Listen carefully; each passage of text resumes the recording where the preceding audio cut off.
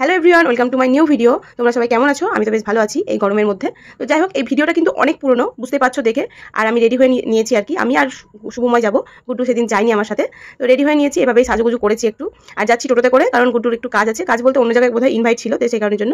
তো আমার একটা সঙ্গী, সেটা হচ্ছে আমার সোনু আর আমি বেরিয়ে পড়েছি যাওয়ার জন্য। কোথায় যাচ্ছি সেটা আগেই বলে দিই। সেটা হচ্ছে যে ছবিতে দেখতে পাচ্ছ, দেখে নাও একবার। এই দুজন কাপেলের যে বাচ্চা, তার হচ্ছে আজকে অন্নপ্রাশন। তো সেখানেই চলে এসেছি। আর বন্ধুর মেয়ের অন্নপ্রাশন বলে কথা, আর আদার্স বন্ধুদের সাথে দেখা হবে না, এটা তো হতেই পারে না। পুরোনো দিনের কথা মনে পড়ে যাচ্ছে, পুরোনো সব বন্ধুদের সাথে দেখা হচ্ছে, খুব ভালো লাগছে। গল্প গুজবই শেষ হচ্ছে না। আর শুভময়কে কয়েকটা ফটো তুলতে বলেছিলাম, ওর কি জানি কেন মুডটা অফ ছিল। ওর এরকমই থাকে, একটু ভিড়ভাট্টার মধ্যে গেলে ও এরকমই করে। তো তার মধ্যে আমার বন্ধু কিছু ফটো তুলে নিয়েছে আর কি। আর এই যে মিষ্টি মেয়ে কান্নাকাটি শুরু করে দিয়েছে।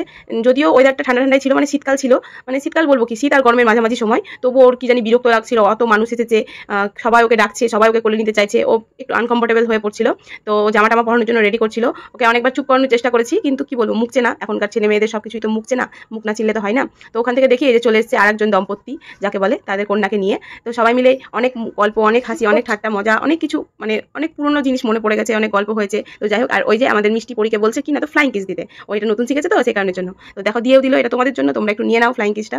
আর সাথে আমার ছেলেটাকে দেখবা, রামকরণের ছানার মতো মুখটা গোমরা করে বসে আছে, কি জানি কি হয়, কে জানে। তারপর শুরু হলো ফটো সেশন। ফটো আগেই তুলে নিয়েছি, যেহেতু ভাইয়ের ক্যামেরা, মানে বন্ধুর ক্যামেরা ছিল, সেই কারণের জন্য।